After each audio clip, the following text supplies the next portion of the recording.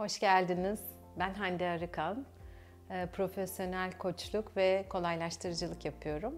Bugün size psikolojik sermayeden bahsedeceğim. Çünkü bu konunun hem ülkemizde yaşayan hem de özellikle medya sektöründe çalışanlar için çok önemli olduğunu düşünüyorum. Psikolojik sermayenizin yüksek olmasının hem işiniz, hem yaşamınız, hem ilişkileriniz için çok faydalı olduğuna inanıyorum.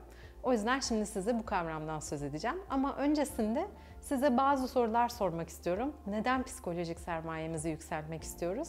Bunu biraz anlatmak için. Şimdi ben size bir takım sorular sorayım. Siz de evet dedikçe parmağınızı artırarak bakalım kaç tanesine evet diyorsunuz. Bir sayın. Örneğin hayatınız boyunca herhangi bir travmatik ortamda bulundunuz mu? Deprem gibi, bir savaş alanı gibi. Hiç terk edildiniz mi? Aldatıldınız mı? Eşinizden ayrıldınız mı? Bir hastalıkla mücadele etmeniz gerekti mi? Kendinizde veya bir yakınınızda?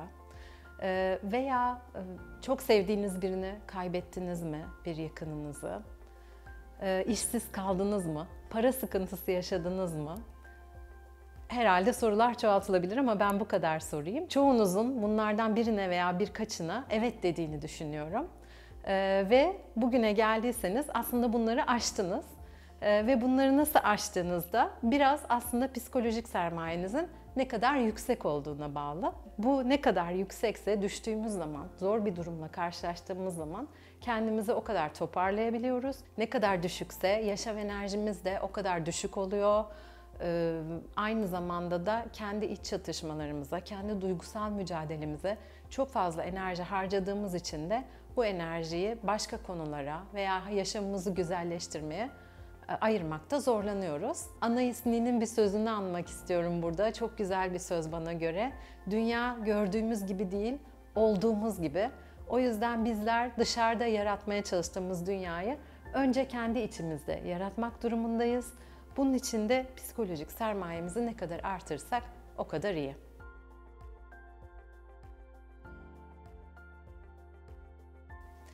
Peki nedir bu psikolojik sermaye? Psikolojik sermaye dediğimiz zaman 4 boyutta tanımlanıyor. Bunu Amerika kökenli bir terim olduğu için HERO şeklinde de bir kısaltmaya özetlemişler diyeyim. H harfi hope'u temsil ediyor ve umut. Efficacy yani öz yeterlilik. Resilience yani duygusal dayanıklılık. O da optimizm yani iyimserliği temsil ediyor. Şimdi bunların neler olduğunu böyle küçük biraz anlatmak istiyorum size. Umut dediğimiz zaman aslında umutun ne olduğunu hepimiz biliyoruz. Ama burada hayata ne kadar, geleceğe baktığım zaman ne kadar kendim için güzel, olumlu, içinde olmaktan rahat olacağım bir gelecek tahayyül edebiliyorum. Aslında bundan söz ediyorum. Şu anda kendinize bu soruyu sorabilirsiniz. Ne kadar böyle bir gelecek tahayyül edebiliyorsunuz? Eğer böyle bir senaryonuz varsa umutlusunuz, umudunuz var demektir. İkinci olarak öz yeterlilikten söz etmek istiyorum. Albert Bandura'nın ortaya attığı bu kavramın aslında sizin yeterliliğinizle bir ilgisi yok. Aslında sizin kendinizi ne kadar yeterli algıladığınızla ilgisi var. Örneğin kendinize şunları sorabilirsiniz. Birisi gelip size ya çok iyi iş çıkardın dediğinde acaba dönüp kendinize zaten bu iş böyle olmalıydı. Evet kim olsa yapardı mı diyorsunuz. Yoksa evet ya ben bunun için gerçekten çalıştım ve böyle algılandığına sevindim gibi bir yerde misiniz? Ya da biri size güzel bir şey söylediğinde yok canım daha neler gibi mi düşünüyorsunuz? Yoksa olan iyi olaylar, başarılar içinde kendi payınızı görebiliyor musunuz? Bu öz yeterlilik ve aynı zamanda şuna inanıyor musunuz? Yani bir işi, benim koyduğum hedefleri, tasarladığım hayalleri, umutlarımı yerine getirebilecek güce sahibim. Ve bunu yapabilecek beceri ve enerjiye sahibim ya da bu becerileri geliştirebilirim gibi bir hissiniz var mı? Eğer bu hissiniz varsa öz yeterliliğiniz yüksek demektir. Bazı kişiler görürsünüz, çok başarılı görünürler size, çok becerikli, her konuda çok iyi görünürler ama kendilerini öyle görmezler.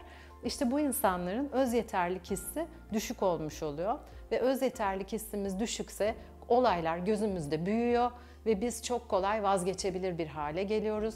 Yüksekse daha sebatkar, daha azimli ve daha vazgeçmeyen bir yapıda oluyoruz. Ve buradan hemen duygusal dayanıklılığa geçmek istiyorum.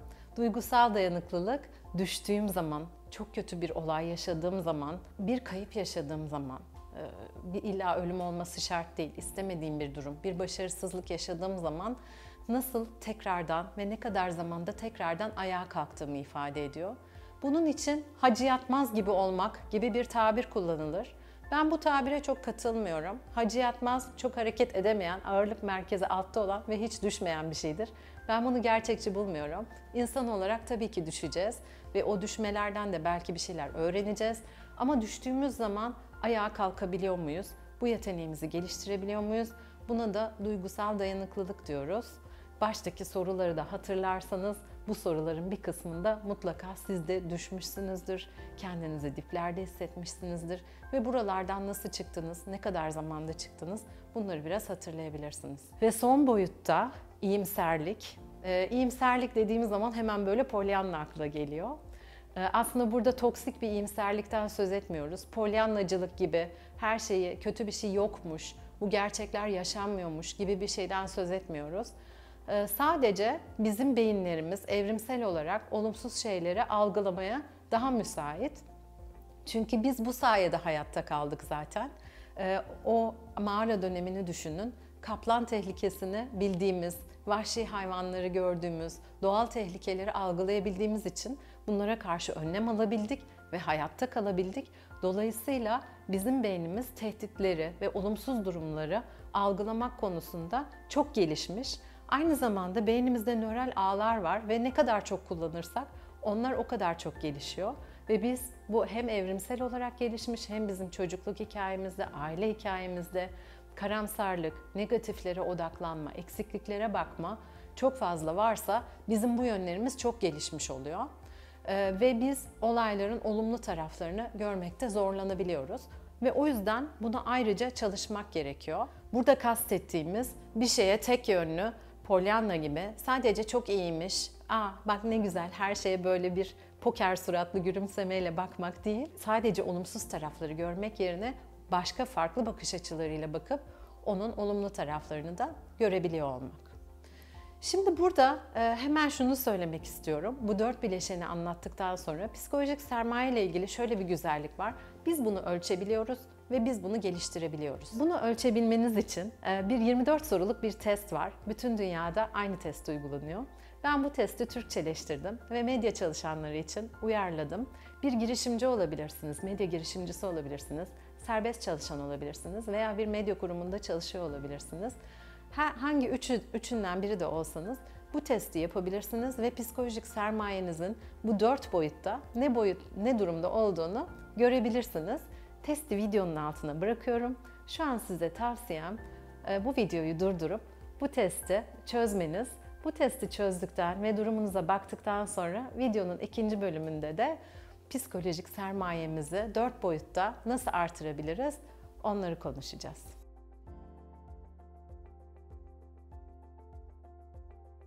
Psikolojik sermaye ölçüm testini çözdüyseniz durumunuzu zaten görmüş olmalısınız.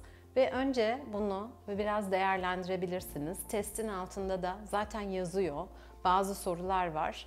Bu sorulara cevap verebilirsiniz. Örneğin bu test sizi şaşırttı mı? Bu teste baktığınız zaman kendinizi gerçekten şu anki halinizi görüyor musunuz? Ve şunu da hatırlatmak isterim. Bu test sizin hayat boyu halinizi gösteren bir şey değil. Bu dönemki halinizi gösteren bir şey. Çünkü ne demiştik? Psikolojik sermaye geliştirilebiliyor. Ve siz bu testi yaptıktan sonra kendinize bir odak alanı seçerseniz ve ben önümüzdeki 3 ay, 4 ay bunu geliştirmek için çalışacağım derseniz 3-4 ay sonunda bu testi tekrar yapıp farklı sonuçlar alıp almadığınıza bakabilirsiniz.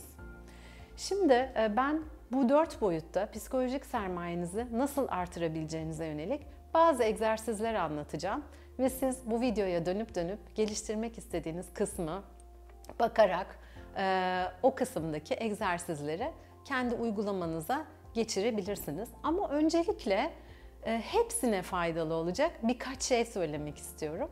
Şimdi biliyorsunuz Bir sisteme ne girerse sistemden o çıkar. Biz ne kadar sıkıntıya maruz kalırsak veya ne kadar kötü haberleri sürekli dinlersek, 3. sayfa haberleri gibi düşünün, dert dinlersek, şikayet edersek ve kısır döngülerin içinde dolaşırsak sistemimizden de o kadar bunlar çıkacaktır. O yüzden yapacağınız şeylerden biri neler okuyorsunuz, neler dinliyorsunuz, kimlerle sohbet ediyorsunuz en çok? Bunlara bir bakmak olabilir. 3. sayfa haberlerini biraz azaltmayı deneyebilirsiniz. Bunlara çok fazla odaklanıyorsanız bunlardan biraz uzaklaşmaya çalışabilirsiniz veya eğer zorundaysanız aranıza bir mesafe koymaya çalışabilirsiniz. Dinlediğiniz müzikler, izlediğiniz filmler, siz diyebilirsiniz ki ben bunun film olduğunu zaten biliyorum. Gerilim filmi izlemek bana ne zarar verebilir? Ama bilinç dışınız inanın ki bilmiyor. O sırada kalp atışlarınız artıyor, vücudunuz tepki veriyor. Dolayısıyla o stresi yaşamış ve yüklenmiş oluyorsunuz. O yüzden bunları tabii ki hiç yapmayın demiyorum.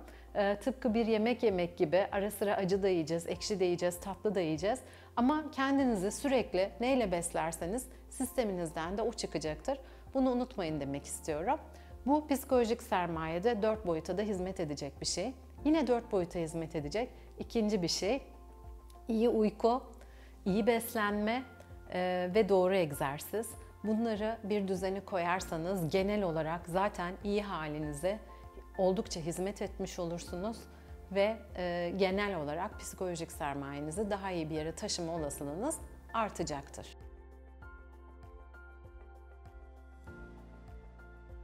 Şimdi boyutlara geçelim. Birinci boyuttan başlamak istiyorum.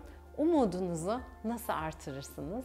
Burada 2 tane yöntem söyleyeceğim. Bir tanesi Viktor Frankl'dan söz etmek istiyorum. Kendisini belki tanıyorsunuzdur. Varoluşçu terapinin kurucularından bir Yahudi psikolog. Aynı zamanda hayatının önemli bir bölümü toplama kamplarında geçmiş ve buralarda esir tutulmuş. Şöyle bir şey söylüyor. Nedeniniz varsa nasılına mutlaka katlanmanın bir yolunu bulursunuz diyor. Ben bu lafı çok seviyorum ve kendinden de şöyle bir örnek vermiş. Toplama kamplarında ölüm kalım savaşı verdiği süre içinde o hayata tutunduğu şeylerden birinin çıktığı zaman yazacağı İnsanın Anlam Arayışı adlı hem terapi yöntemini hem orada yaşadıklarını anlatan kitabı olduğunu söylüyor. Ve yine bir başka örnek, kamplardaki bir kişinin çıktığı zaman oğlunu görebilecek olma ihtimaline tutunarak orada hayatta kaldığını söylüyor. Ve bu tür ihtimaller bulmayan kişilerin kamplarda kendilerini daha çok bıraktığını ve ölüme maalesef daha çok yaklaştıklarını dile getiriyor. O yüzden çok ulvi olması gerekmez. Ulvi bir amacınız da tabii ki olabilir. Ama çok kısa vadeli bile olsa, bir haftalık, bir aylık bile olsa hayata tutunmanızı sağlayacak neler var? Bu tür amaçlar, umutlar bulursanız ve kendinizi buna odaklarsanız, özellikle kötü zamanlarınızda bu size yardımcı olacaktır. İkinci bir yöntem Rick Snyder'ın umut teorisinden alınmış ve ben de buradan sizin için bir egzersiz adapte ettim. Bu egzersiz de 4 adımdan oluşuyor. Birinci adımda kendinizi rahat hissettiğiniz bir zamanda şöyle bir arkanıza yaslanıyorsunuz. Yatağınızda yatıyor, hayal kuruyor olabilirsiniz. Çok sevdiğiniz bir dostunuzla, bir yakınınızla konuşuyor olabilirsiniz. Bir gelecek vizyonunu canlı canlı kurmaya çalışıyorsunuz ve bunun içine de kendinizi yerleştiriyorsunuz. Bu hayalin canlı olması çok önemli. Yani örneğin benim için ben gelecekte insanların daha da bilgeleşmesine katkıda bulunmak ve onlara rehberlik etmek istiyorum. Ve bu dünya benim gözümde çok detaylı şekilde tasvir edilmiş vaziyette. Bunu ben hapishanelerden tutun da oradaki cezalandırma yerine rehabilitasyon yöntemleri olmasını örneğin hayal ediyorum. Okullara, hastanelere, hatta ailelerin içine kadar hayal edebiliyorum çok detaylı bir şekilde ve kendim bu hayalin içinde kendimi nereye yerleştirdiğimi görebiliyorum. Sizin de böyle bir egzersiz yaparak başlamanız çok faydalı olur ve burada özgür olun. Ama o olmaz ki, şunu yapamam ki demeyin. Unutmayın ki bu sadece bir hayal ve bu bir kutup yıldızı gibi. Aslında sadece size yön gösterecek ve size ilham olacak, o gücü size verecek olan bir şey. Birinci adımımız bu. İkinci adıma geldiğimiz zaman artık bu hayali biraz gerçeğe indirmemiz gerekiyor. İkinci adımda ben bu hayale baktığım zaman daha gerçekçi olabilecek, daha bu hayale azıcık olsun beni yaklaştırabilecek ne gibi hedefler veya alt hedefler koyabilirim? Bunu düşünüyorsunuz. Örneğin ben kendi hayalim için diyebilirim ki ben eğitim verebilirim, kendimi daha farklı yönlerde geliştirebilirim. Örneğin şu an koçluk yapıyorum ama terapi verebilirim. Eğer ki hapishanelerle çalışmayı da düşünüyorsam gibi kendime hedefler koyabilirim. Ve üçüncü adıma geldiğimizde başka ne gibi yollar var? Birden fazla yol hayal edebiliyor musunuz hedeflerinize giden?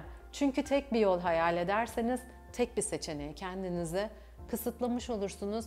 Ama eğer içinizde bu olmazsa o yolu denerim, o olmazsa bu yolu denerim olursa bu hem umudunuzu besler hem de sizin genişlemenizi ve birçok seçeneğe sahip olmanızı sağlar.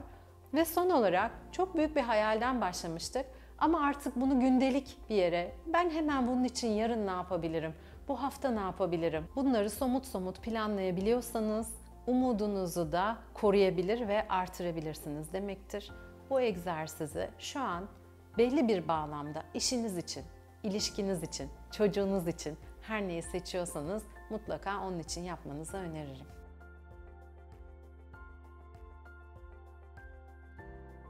İkinci boyuta geçmek istiyorum. Öz yeterlilik hissimizi nasıl artırırız? Öz yeterlilik çok kısa hatırlatayım neydi? Ben bunu yapabilirim hissini taşımak ve bu enerjiyi taşımaktı.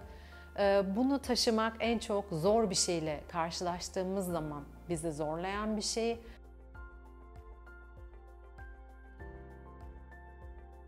O zaman birkaç şey önereceğim yine. Birincisi en yakınımızdan yani kendimizden öğrenebiliriz. Hatırlayın konuşmanın başında saymıştık. Aslında bir sürü zorluk atlatmıştınız ve tekrar bir zorluk yaşadığınızda o yaşadığınız zorluğa benzer bir zorluk, bir savaş alanına gittiniz bir haber yapmak için veya bir deprem bölgesine gittiniz veya öyle bir yerde çalışıyorsunuz ki yapmak istediğiniz şeyle, savunduğunuz değerlerle ters şeyler yapmanız isteniyor ve bu sizin üzerinizde çok büyük bir yük oluşturuyor ve bunun içinden nasıl çıkabileceğinizi bilmiyorsunuz. Bu tür durumlarda şöyle yine bir arkanıza yaslanıp bakabilirsiniz. Hayatımda daha önce buna benzer bir şey yaşadım mı? Ve yaşadıysam ben onu nasıl aştım? Aşarken neler yaptım? Neler bana yardımcı oldu? Neler destek oldu? Bunlara bir bakabilirsiniz.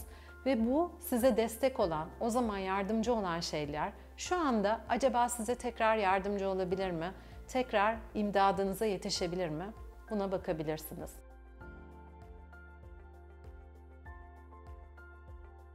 Diyelim ki böyle bir şey bulamadınız. Hayatınızda ilk kez karşılaştığınız bir zorluk.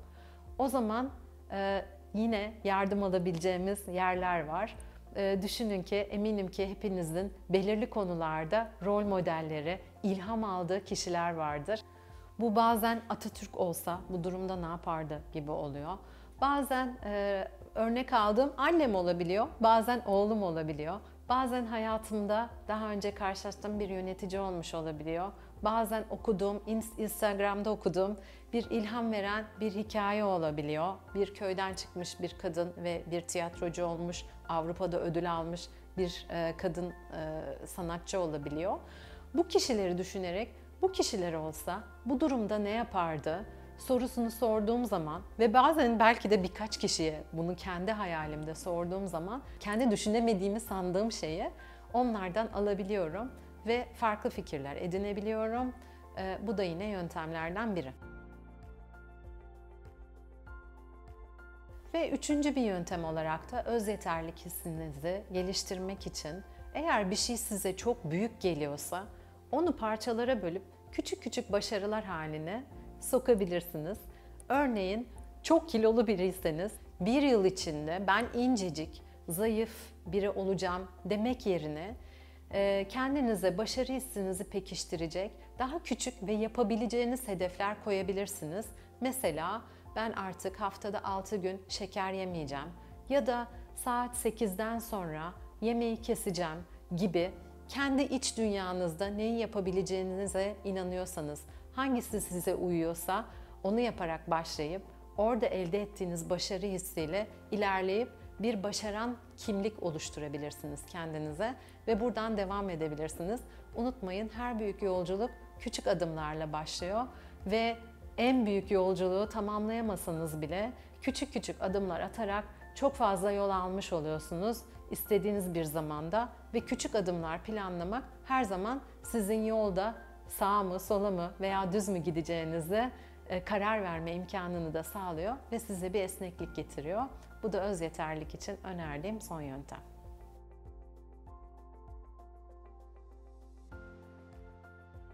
Duygusal dayanıklılığı nasıl artırırsınız?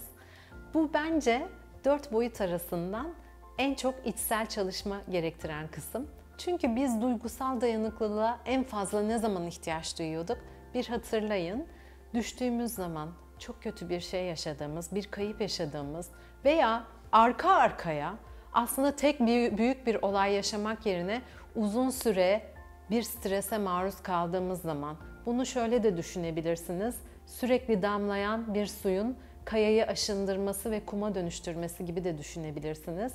Sürekli küçük küçük yüklendiğiniz şeylerin sizi yıpratmaya başladığını hissettiğiniz veya belki de hissetmediğiniz bile olabilir zamanlarda biz en çok duygusal dayanıklılığa ihtiyaç duyuyoruz. Peki buralarda neler yapabiliriz? Aslında düştük dediğimiz zamanlar, çok kötü oldum, dipteyim dediğim zamanlar öyle zamanlar ki benim mevcut hayata bakış açım, düşünme biçimim, duygusal algımın artık işe yaramadığı, bunlarla benim hayatı anlamlandıramadığım, ne kadar saçma dediğim, kendimi çözemediğim ve doğrultamadığım zamanlar. Bu da demek oluyor ki bu zamanlarda ben artık yaşadığım şeyleri mevcut düşünme biçimim, mevcut duygusal kapasitem veya hayata bakış açımla açıklayamıyorum ve de karşılayamıyorum demektir. Ne kadar saçma diyorum, anlam veremiyorum. Demek ki benim artık anlam verme sistemlerimi değiştirmem gerekiyor. Kendimle ve gerçeklikle farklı bir şekilde yüzleşmem, belki değer yargılarımı değiştirmem, belki düşünce biçimlerimi değiştirmem, kendi paternlerimi yakalayıp onları farklı yerlere yönlendirmem gereken zamanlar. Buralarda farklı çalışma şekilleri olabilir. Bir tanesi maneviyatı geliştirmek olabilir. Biliyorsunuz manevi yollarda hep bu da gelir, bu da geçer. Hiçbir şey kalıcı değil.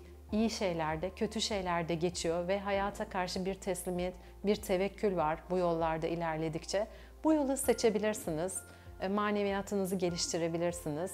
Bunun yanı sıra bir terapistle, bir koçla çalışabilirsiniz. Psikolojik destek alabilirsiniz.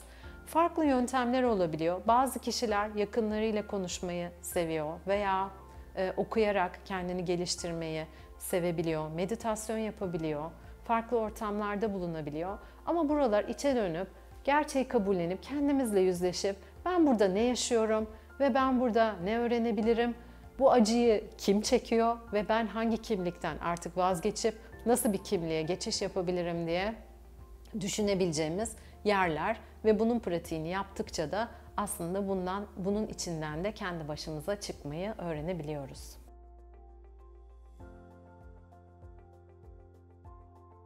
Ve buradan son boyuta geliyorum. O da olumluluk. Olumluluk dediğimiz zaman Martin Seligman'ı anmadan geçemeyiz. Öğrenilmiş İyimserlik diye bir kitabı var. Eğer ilginizi çekerse okuyabilirsiniz. Öğrenilmiş çaresizlik diye bir kavram var. Belki biliyorsunuzdur. Bir şeyi defalarca hayatımızda deneyip başaramadığımız zaman artık ben başaramayacağım gibi bir his ediniyoruz ve kendimizi bir çaresizliğe sürükleyebiliyoruz. Martin Seligman der ki, iyimserlik de öğrenilebilir. Nasıl çaresizliği öğreniyorsak iyimserliği de öğrenebiliriz. Hatırlayın, nasıl anlatmıştık? Bizim beyinlerimiz zaten negatife odaklanmaya müsait, hayatta kalabilmek için dolayısıyla iyimserlik kaslarımızı geliştirmemiz gerekiyor. Burada bir başak tarlası metaforu ile anlatmak istiyorum. Her yeri başak dolu bir tarla düşünün ve buradan traktörle gittiğimizi düşünün. İşte beynimiz aynen bu şekilde bakir bir beyni Biz yollar açıyoruz. Traktör nereden gidiyorsa orada başaklar eğiliyor ve orada bir yol açılmaya başlıyor. Bizim beynimizde de kullandığımız düşünce biçimi kafamızda bir yol açmaya başlıyor. Ve o açılmış yola bir dahaki traktörle o tarlaya girdiğimizde tekrar o yola girme eğiliminde oluyoruz. Ve yol gittikçe belirginleşiyor. Bizim beynimiz de aynı bu şekilde çocukluktan beri getirdiğimiz düşünce biçimleri gittikçe daha fazla belirginleşiyor ve başka yerlere yer açmamış oluyor zaman zaman.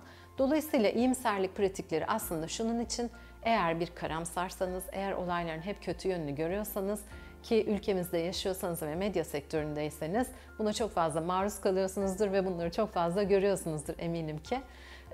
Beyninizde iyimser yolların daha az gelişmiş olduğunu söyleyebiliriz. Şunu demek istemiyorum, hayır bu yollar kötüdür, bunlar iyidir gibi bir şey söylemek istemiyorum. Bir olayın kötü yönünü görmek bazen çok iyi bir şeydir. Hata görmek bazen çok iyidir. Örneğin benim babam cerrahtı ve sıfır hatayla çalışmak zorundaydı. Bir kaliteciyseniz, bir editörseniz mutlaka bir şeydeki hataları görmek çok iyidir. Ama siz bunu mesleğiniz dışına taşıyorsanız, ilişkilerinize, hayatınıza, kendinize bakışınızda sürekli hata ve kusur görüyorsanız burada sıkıntı yaşarsınız. O yüzden burada olumluluğu geliştirmek gerekiyor.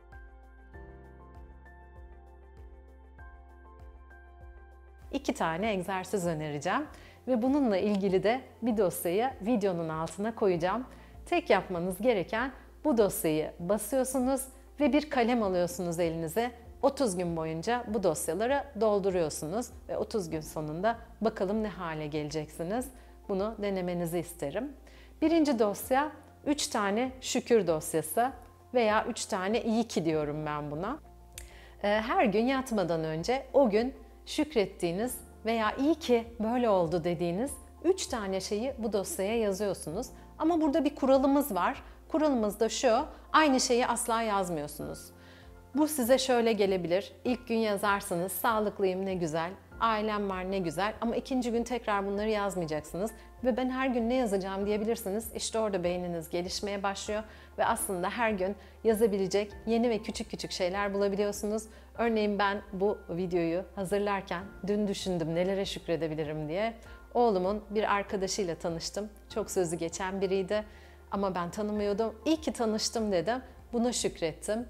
Bir önceki günde o günü tatlı yemeden geçirdiğime şükretmiştim. Dolayısıyla bunları yaza yaza aslında güzel şeylere de dikkatinizi vermeyi öğrenebilirsiniz. Bunu dosyada zaten bu egzersizi bulacaksınız. İkinci egzersizimizde polyanlacılık egzersizi diyorum ben buna. Dediğimiz gibi polyanla olmak istemiyoruz ama hiç gelişmemişse o yönümüz, o açıdan da bakabilmek istiyoruz. O yüzden bu dosyayı hazırladım. Bunda da 3 tane kolon var. Birinci kolona şunu yazıyorsunuz. Başınıza gelen kötü bir olay veya kendinizi içinde bulduğunuz kötü bir durum. Bu her ne ise onu somut somut yazıyorsunuz. Oraya bir örnek de koydum. Ama bunu şöyle yazın isterim. Örneğin son zamanlarda işlerimin iptal olması değil de son 2 ayda şu tutardaki 4 tane işimin iptal olması gibi yazabilirsiniz. Bunu yazdıktan sonra yanına hemen şunu düşünün. Bu bana ne öğretiyor? Bu durum veya bu olaydan ben ne öğreniyorum şu anda? Yine dediğim gibi dosyada bir örneğini bulabilirsiniz. Ve üçüncü olarak peki bunun benim için, bu sürecin, bu durumun, bu olayın bana kattığı iyi şey ne oldu? Hepiniz bilirsiniz, bazen başımıza çok kötü bir şey gelir, öldüm bittim deriz ama aradan birkaç yıl geçer, biraz zaman geçer. Ya o iyi ki öyle olmuş, bak o sayede bu oldu dersiniz. Biz işte bu düşünceyi, bunu yaşarken tetiklemek istiyoruz. Burada dikkat etmenizi istediğim şey şu, burada demeye çalıştığımız duygunuzu bastırmak değil, kötü bir şey yaşadınız, aman üzülmeyin, korkmayın gibi bir şeyden, bir yerden konuşmuyorum. Aksine üzülün, yasınızı da tutun. Ben tabii ki işlerim iptal olduğunda üzüleceğim. Ama bunu bir duygu düşünce sarmalına girerek bütün hayatınızın tek gerçekliği ve sizi o dönemde tanımlayan, ruh halinizi o dönemde tanımlayan tek şeymiş gibi ortaya koymamak için olayın bir başka yönünü de görmeye çalışın isterim. Dediğim gibi dosyayı aşağıda bulabilirsiniz. Hemen bastırmanızı tavsiye ediyorum.